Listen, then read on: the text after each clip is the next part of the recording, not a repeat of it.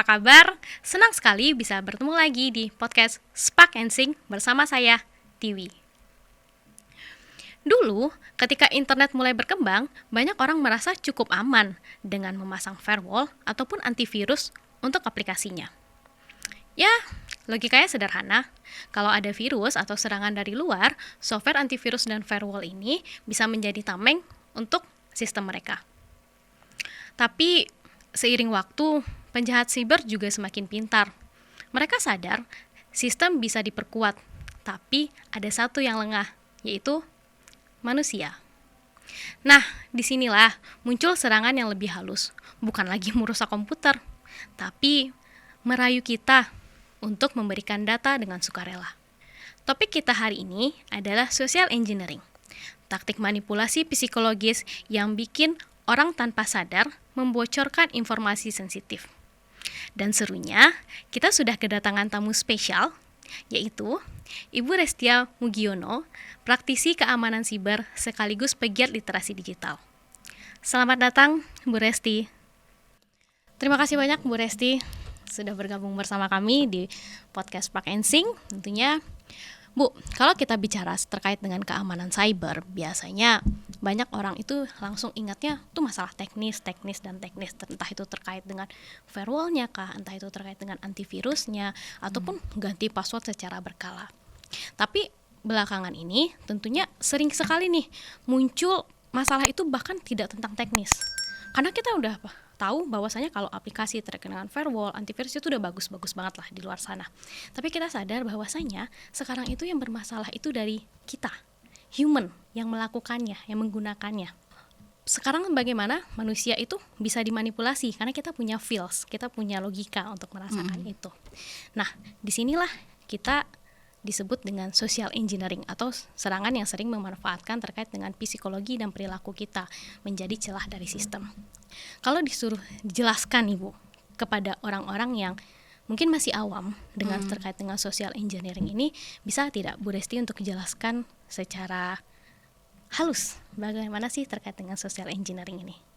Iya, Kak Tiwi. Jadi social engineering atau rekayasa sosial itu adalah tindakan memanipulasi orang ya dengan cara menipu untuk orang itu tuh bisa melakukan sesuatu yang merugikan dia, kayak membocorkan informasi gitu ya, atau melakukan tindakan yang bertentangan sama keamanan, praktik keamanan gitu.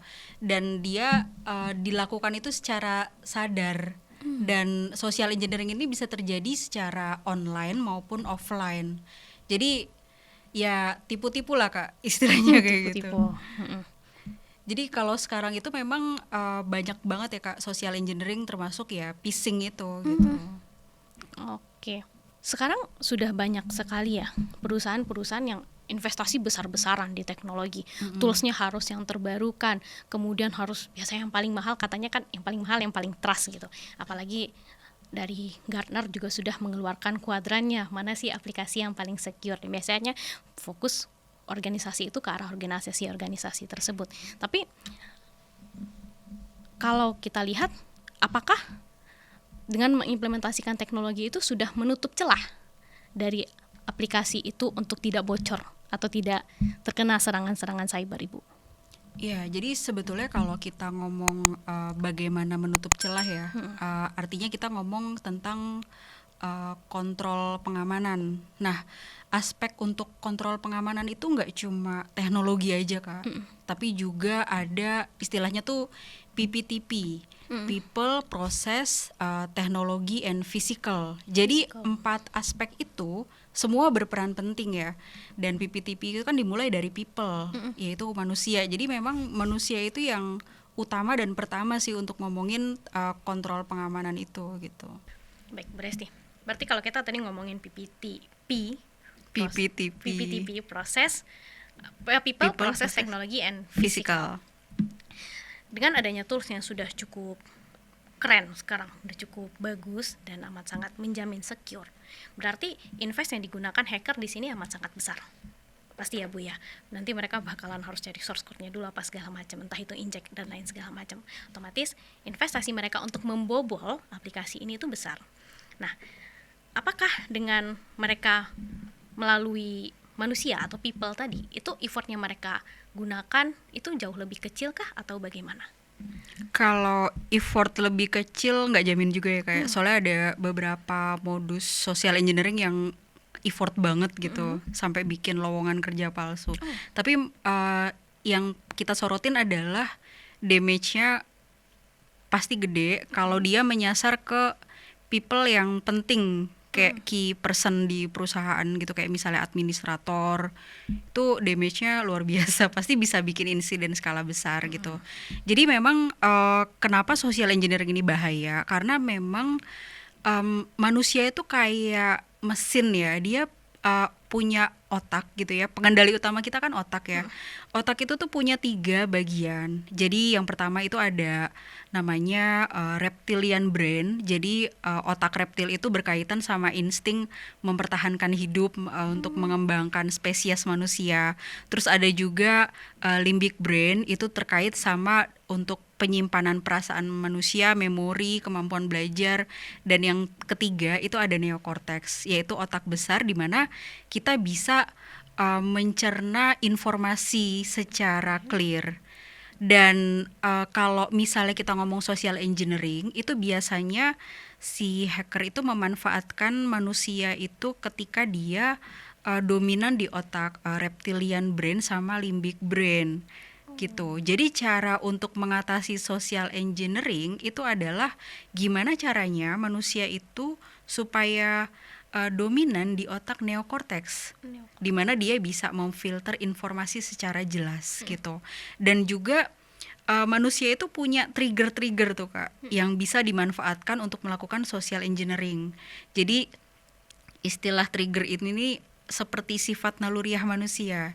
Jadi ada ketakutan, rasa ingin tahu, keinginan untuk membantu, kecenderungan untuk mudah percaya, kemalasan, ketamakan. Itu trigger-trigger yang pasti ada di manusia dan biasanya itu bisa dieksekut gitu. Makanya yang namanya hacker itu ketika dia mau melakukan serangan social engineering, dia tuh akan mencari si korban itu akan diinvestigasi dulu. Kira-kira dia itu profilnya seperti apa, vulnerability-nya dia apa gitu ya. Kan vulnerability itu tinggal di execute itu bisa jadi insiden misalnya kayak gitu ya.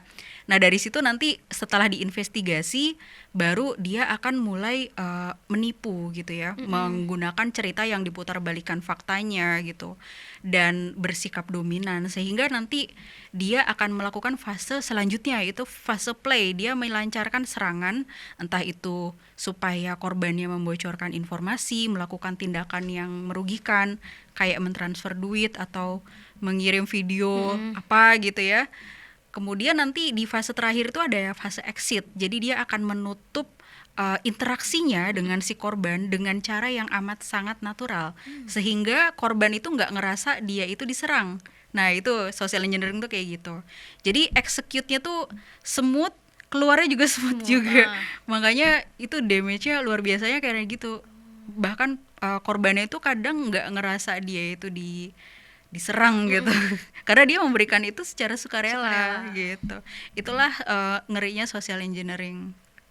Oke, jadi memang ada pengaruh dari otak kita sendiri yang akhirnya itu juga menghasilkan dampak terhadap kita juga ya Bu ya. Iya, makanya untuk mengatasi itu ya mau nggak mau kita harus jadi manusia yang dominan di otak neokortex itu.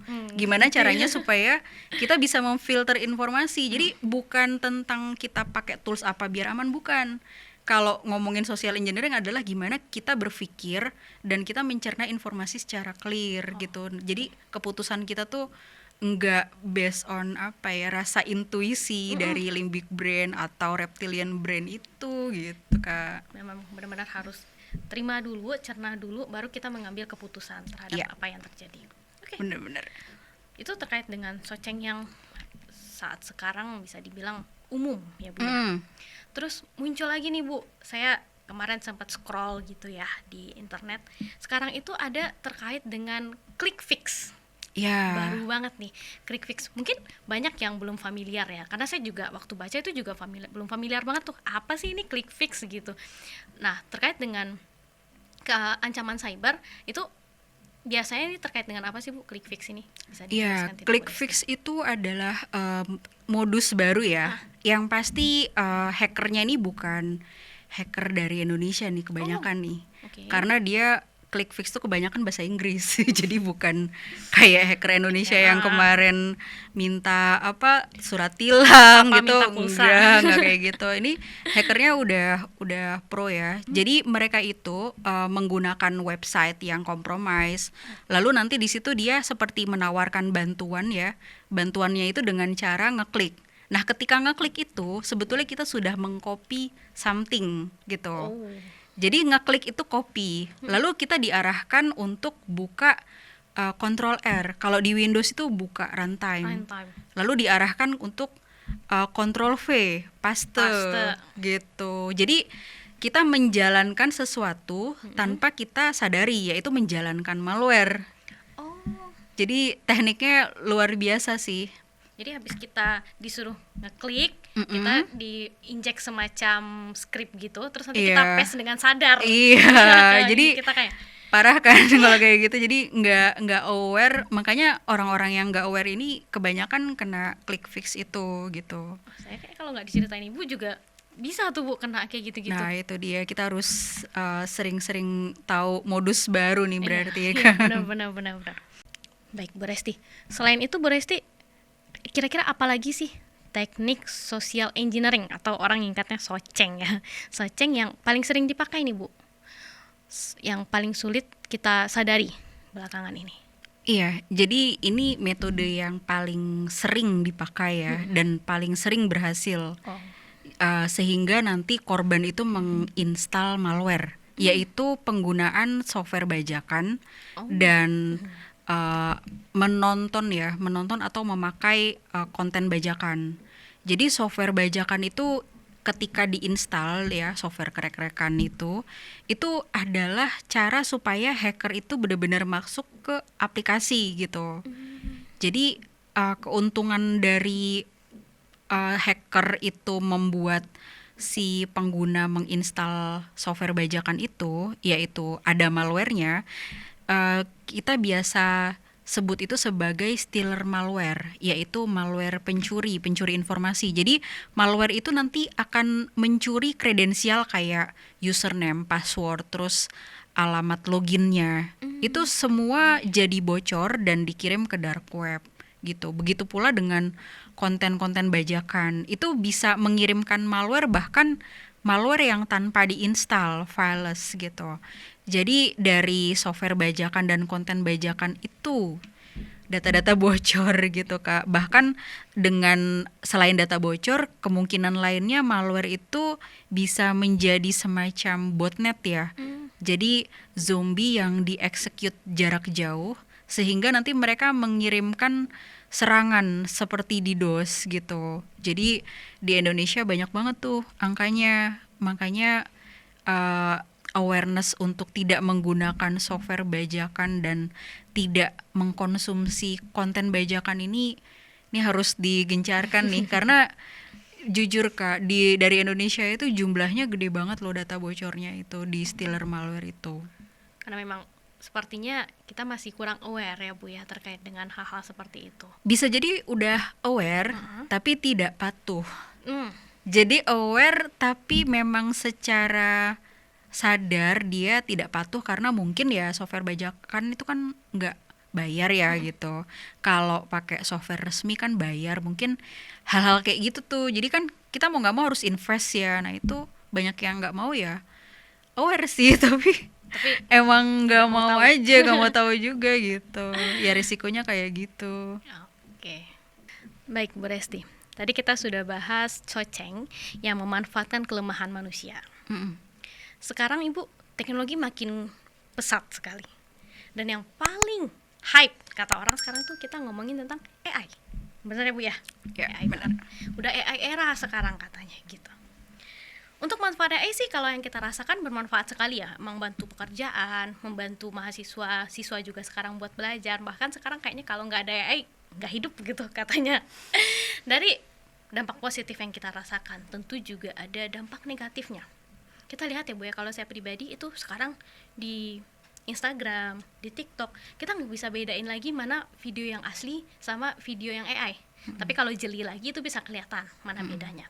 Tapi sekarang Ibu, selain video itu juga ada voice. Ada juga yang memanipulasi suara Ibu, suara saudara kita, suara atasan kita, suara anak, suara istri, dan lain segala macam seperti itu untuk saat sekarang. Nah, dari pandangan Bu Resti nih, bagaimana sih terkait dengan AI ini dan juga social engineering di dunia AI? Iya, kalau kita ngomong AI memang itu seperti pedang bermata dua atau pisau bermata dua ya. Artinya bisa dipakai untuk kebaikan, bisa untuk kejahatan. Kalau untuk kebaikan untuk kerjaan, kalau kejahatan ya tadi untuk menipu. Jadi memang untuk bagaimana kita menerima informasi, balik lagi ke tadi otak neokorteks kita, bagaimana supaya kita dominan di otak neokorteks. Caranya adalah ketika kita menerima informasi dan kita ke-trigger ya rasa emosional kita harus memahami bahwa merespon itu nggak langsung, tapi ada metode namanya STAR, yaitu stop dulu gitu ya 10 menit, lalu think, lalu assess, lalu respon, baru review. Nah, dengan metode itu kita harapannya sih bisa ngefilter ya kalau ada percobaan social engineering. Tapi sebetulnya ketika kita menerima informasi, yang perlu kita lakukan itu adalah kita memverifikasi informasi itu apakah benar orang yang kita ajak bicara itu adalah orang yang kita maksud gitu. Karena dengan AI itu jujur kita nggak akan bisa ngebedain ya. AI sekarang udah canggih banget ya, kita bahkan tidak bisa membedakan informasi itu buatan AI atau itu genuine gitu. Nah, cara untuk bisa memverifikasinya adalah ya nanya ke sumber informasi itu. Artinya kita harus memverifikasi ke orang yang kita ajak bicara, dan itu tidak dengan metode komunikasi di mana orang itu menyampaikan ke kita. Jadi entah kita ketemu langsung atau kita pakai media komunikasi yang lain gitu. Misalnya kita dikabari pakai WhatsApp, kita memverifikasinya entah ketemu langsung atau kita nelpon pakai jangan WhatsApp, misalnya pakai Telegram atau apa gitu. Jadi atau telepon langsung gitu ya, yang pakai seluler itu. Jadi memang harus ada metode verifikasi terhadap informasi yang kita terima, dan kita juga harus menerapkan metode STAR itu ya. Nah, diharapkan dengan di situ baru ya semacam phishing dengan AI ini ya kita bisa menghalau ya gitu. Kalau itu tidak dilakukan ya biasanya sih pasti ketipu gitu. Baik. Ya, Bu Resti, gimana sih kita tuh tahu atau sadar gitu kalau misalnya lagi nge-scroll atau tiba-tiba ada notifikasi yang wah urgent nih gitu, atau lagi di telepon atau apa segala macam, kita tuh tahu kalau jangan-jangan saya lagi ditipu nih gitu. Gimana sih kita sadar gitu, tersadar, balik lagi deh gitu. Jadi sebetulnya ada 6 tanda-tanda terhadap serangan social engineering ya, terutama phishing gitu. Yang pertama itu kita menerima pesan yang tidak biasanya dari personel atau kontak tertentu gitu ya. Kalau orang kan ngajarinnya kalau kontak tidak dikenal itu hati-hati ya. Kalau saya ngajarinnya kita harus mengenali nih pesan yang tidak biasa atau anomali itu bahkan dari kontak kita sendiri gitu. Kalau misalnya orang ngekontak kita untuk urusan kerjaan, tiba-tiba ngekontak kita minjem duit dong, saya lagi di ATM tiba-tiba keblokir, ini harus segera bla bla bla. Nah, itu pesan yang tidak biasanya gitu. Nah, kita harus mengenali itu sebagai jangan-jangan ini phishing atau social engineering. Kemudian ketika kita mengalami emosi yang tiba-tiba jadi meningkat ya atau emosional gitu, kita tiba-tiba nangis, ketakutan, marah dan lain-lain, itu hati-hati, jangan-jangan kita menerima pesan phishing gitu ya. Kemudian ada penawaran atau permintaan yang mendesak kita untuk melakukan sesuatu. Nah, itu kita juga harus hati-hati ya. Kemudian ketika ada tawaran yang terlalu bagus untuk menjadi kenyataan, too good to be true, itu juga harus aware. Kemudian kita menerima bantuan yang kita tidak pernah minta, itu juga kita harus aware. Kemudian pihak yang kita ajak komunikasi itu tidak bisa kita verifikasi gitu ya. Jadi kita ajak ketemu nggak mau, kita pastikan melalui video call dia selalu mengelak. Jadi dengan memahami 6 tanda-tanda itu gitu ya, harapannya sih kita bisa aware dengan apakah ini jangan-jangan phishing atau social engineering itu gitu Kak. Oke. Kalau misalnya saya nggak sadar nih Bu, Mm-mm. tiba-tiba udah saya klik deh itu Mm-mm. link. Gimana sih langkah pertama? Apa yang harus saya ambil pada saat saya ternyata tuh udah masuk ke dalam Soceng itu? Iya, kalau ngeklik link berarti yang kita harus lakukan pertama kali adalah kita harus disconnect dari internet. Oke. Karena ketika ngeklik link biasanya itu akan mengarah ke instalasi malware. Dan itu yang bahaya gitu ya. Kalau ngeklik link tapi dia cuma nge-direct ke sebuah website, biasanya ada ajakan lagi untuk ngisi sesuatu. Tapi yang bahaya sebetulnya ya itu ketika tiba-tiba otomatis download malware. Makanya harus disconnect dulu. Disconnectnya itu ya kalau kita pakai komputer ya kita cabut kabel gitu ya, atau enggak disconnect wifi, atau kalau di smartphone ya kita di airplane mode itu gitu. Pertama itu sih. Oh, jadi saya memang harus buru-buru banget ya kalau misalnya sadar nih udah Mm-mm. masuk terjerat gitu ya, saya harus Mm-mm. otomatis harus matiin network dan ataupun ngecabut LAN kalau misalnya pakai Mm-mm. komputer kantor. Ya, tapi kalau misalnya ngehubunginnya via telepon ya yang perlu kita lakukan adalah ya kita blokir dulu gitu. Karena kalau diblokir kan dia tidak dominan gitu.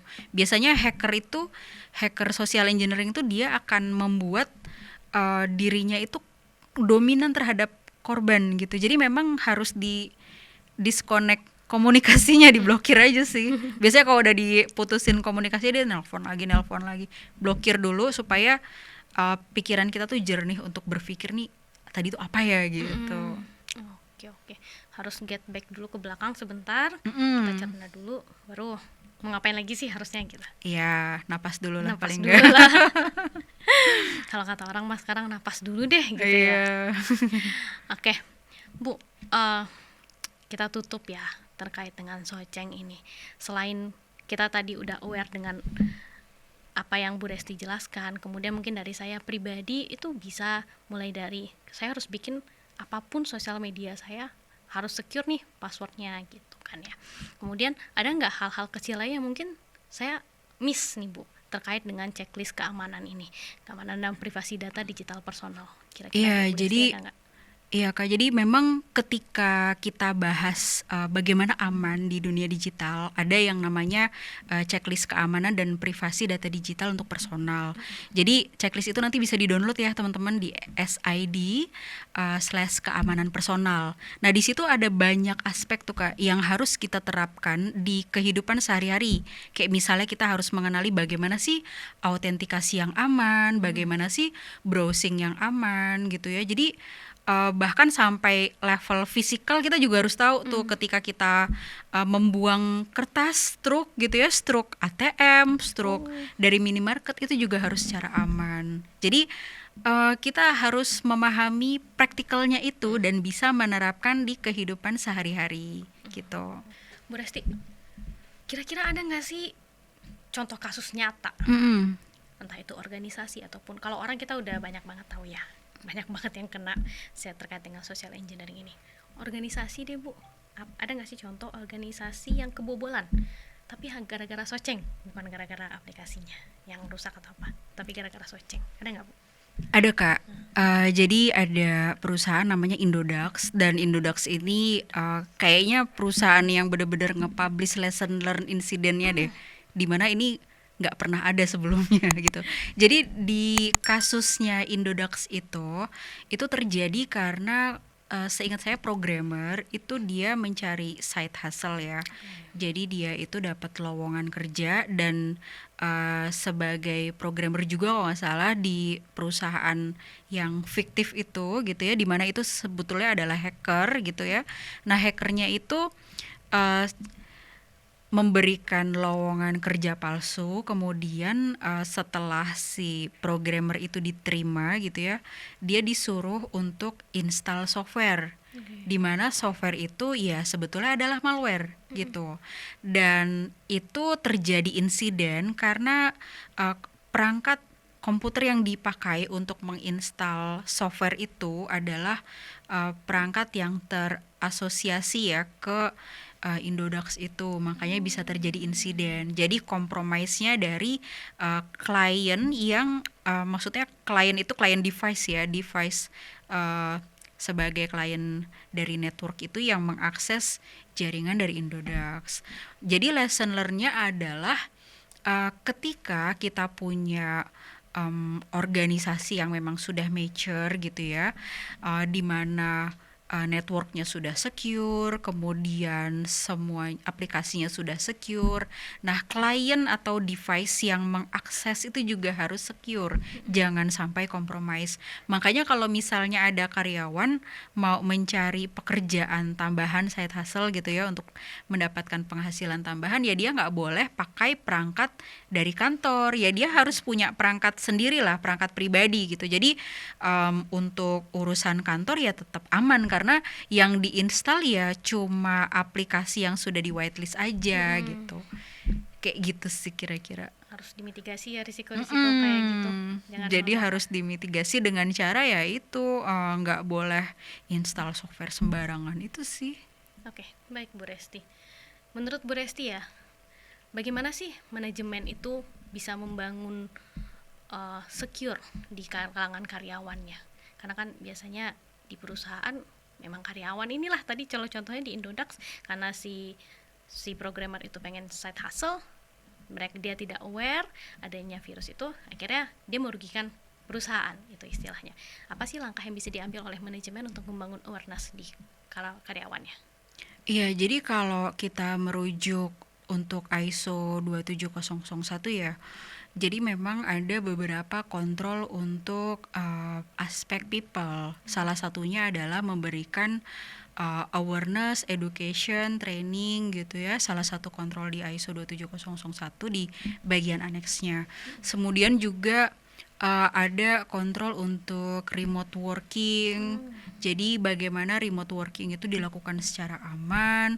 Kemudian ada lagi kontrol untuk menandatangani non-disclosure agreement atau NDA gitu ya. Kemudian ada juga kontrol yang supaya mereka itu tetap menjaga kerahasiaan meskipun sudah tidak bekerja. Jadi beberapa kontrol tersebut ya perlu jadi awareness ya, betapa tanggung jawab people itu ya harus tetap dilakukan.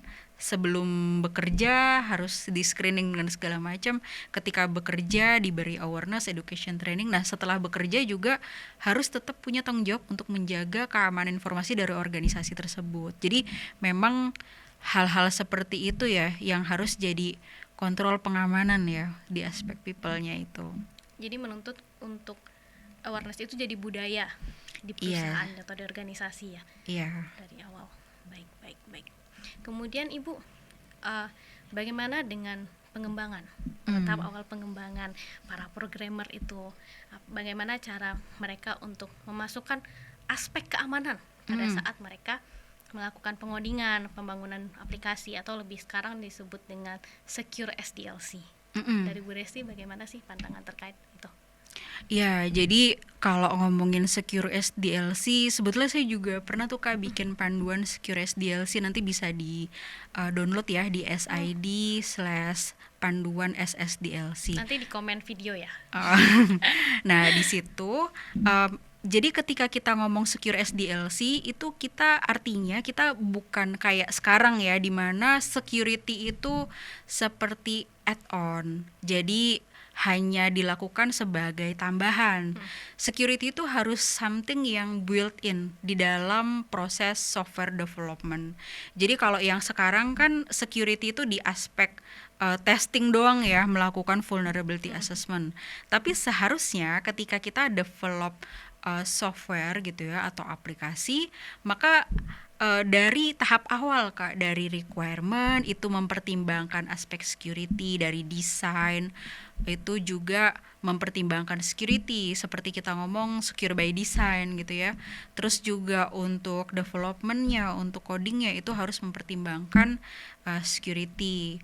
Kalau itu sudah dilakukan, maka ketika dilakukan VA harusnya itu udah dikit tuh temuan-temuannya gitu, dibanding melakukan VA tapi tidak mempertimbangkan security di awal. Jadi bisa jadi nanti ketika VA temuannya banyak, ngerombaknya susah, dan itu bikin software development itu jadi terhambat karena Betul. security itu gitu. Jadi security itu nggak nyaman gitu. Makanya ya, bahkan setelah itu ya monitoringnya juga harus mempertimbangkan security, bagaimana supaya ketika software itu sudah di fase production maka dia tetap ada monitoring untuk aspek security-nya gitu. Jadi hal-hal seperti ini harus lebih membumi ya, supaya orang itu banyak perusahaan itu bisa membuat software itu lebih aman gitu. Oke, berarti kita shift left sistemnya ya. Dari Ya. awal sekali kita udah injek nih security-nya gitu. Ya. Dari requirement sampai akhirnya nanti rilis. Iya, atau enggak kalau misalnya enggak bener-bener bisa dari fase awal banget ya, at least dari fase keempat dari testing itu ya shift left-nya satu-satu tuh. Misalnya di development-nya nanti nerapin security-nya dulu kayak secure coding, baru nanti kalau itu udah bisa jalan lagi ke fase yang ke lebih kiri lagi, fase desainnya gitu. Jadi nggak harus dari awal sih, itu tergantung sekali lagi kemampuan tiap organisasi beda-beda sih Kak. Jadi at least ya jangan di fase keempat terus sih, harus ada improvement Jangan seperti di itu. akhir gitu ya. Iya. Lebih baik di awal. Kalau sekarang sih kita lebih kenalnya adanya non technical, jadi non functional requirement. Non functional requirement itu isinya ya terkait dengan security-nya. Biasanya seperti itu sih Bu Resti di awal. Iya, penting banget itu. Sedikit kita get back terkait dengan ISO tadi Bu Resti. Mm-mm. Banyak organisasi, bukan banyak lagi, bahkan sekarang untuk seluruh perusahaan yang udah kerja sama pemerintah, yang kita ngambil data dari Dukcapil mewajibkan bahwasanya perusahaan itu harus ISO 27. Ya kan Bu Resti ya, harus ISO 27. Tapi dengan adanya kerentanan di bagian human-nya kita sebagai people, berarti sertifikat ISO 27-nya itu bagaimana Bu Resti untuk mempertahankannya gitu? Iya, jadi kalau kita ngomong sertifikasi ISO 27001 itu kan yang divalidasi adalah prosesnya ya.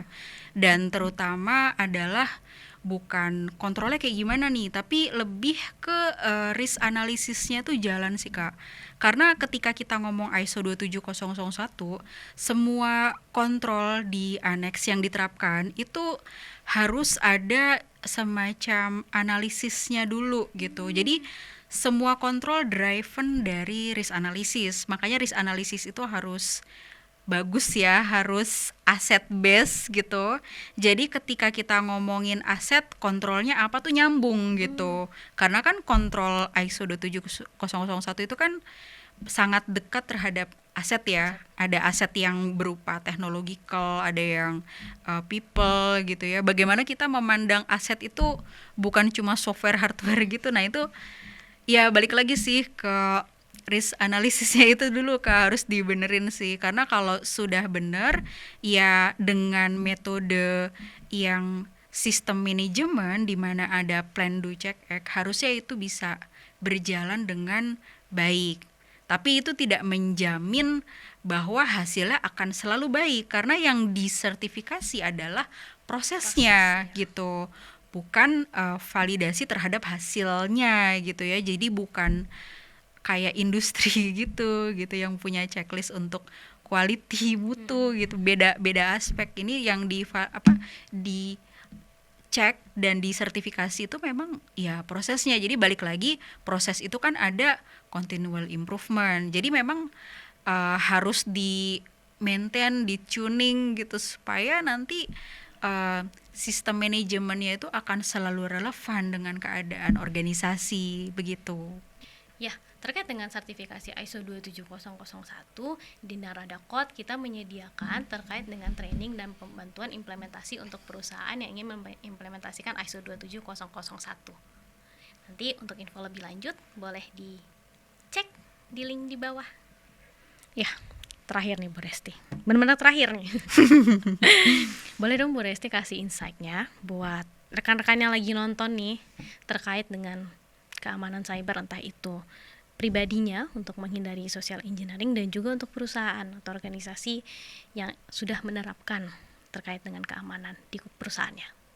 Ya, oke. Jadi kalau untuk di level personal ya, orang per orang, maka ya at least tadi checklist tadi ya dilaksanakan gitu ya. Terus kita juga mendidik diri untuk bisa aware dengan modus-modus social engineering yang terbaru.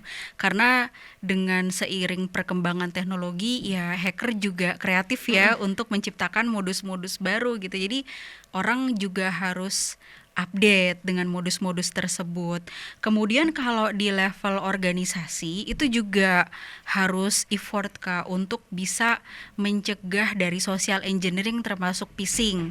Yang pertama adalah membuat kebijakan dulu. Bagaimana supaya punya kebijakan tentang mengatasi social engineering, terutama phishing gitu ya.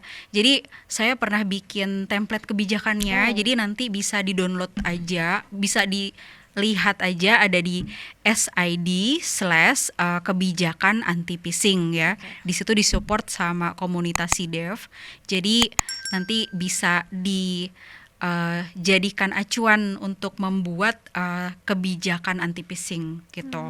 Kemudian juga organisasi itu harus punya prosedur supaya prosedur itu ada verifikasi yang memadai supaya tidak bisa ditembus dengan serangan social engineering termasuk phishing. Kemudian juga untuk para pelaksananya ya, pegawai, karyawan itu juga harus senantiasa diberikan security awareness, edukasi sampai dengan pelatihan. Jadi kalau awareness itu sekedar tahu aja, tapi kalau pelatihan itu sampai dengan terampil untuk melakukan sesuatu yang sesuai dengan kompetensi yang diharapkan, terutama kalau pelatihan tuh ya kelasnya administrator gitu. Jadi kalau di perusahaan maupun orang per orang ya tetap harus mendidik diri ya, karena serangan social engineering ini luar biasa gitu. Jadi memang harus dilakukan secara terus-menerus dan berkelanjutan. Oke. Insight yang luar biasa sekali Bu Resti untuk mengakhiri episode kita pada hari ini. Terima kasih banyak Bu Resti atas waktunya, kemudian wawasannya, ilmu barunya bagi saya dan penonton. Pasti benar-benar ini ya, benar-benar mindful sekali untuk hal tersebut. Terima kasih juga untuk para sobat IT. Ingat ya, teknologi itu bisa melindungi data kita, tapi hanya kita yang bisa melindungi diri kita dari penipuan. Selalu waspada, selalu jeda, dan selalu verifikasi. Dan jangan lupa like, komen, dan subscribe. Bu Resti, saya Tiwi dan Bu Resti pamit undur diri. Sampai jumpa di episode berikutnya. Spark and Sing, Igniting Conversation.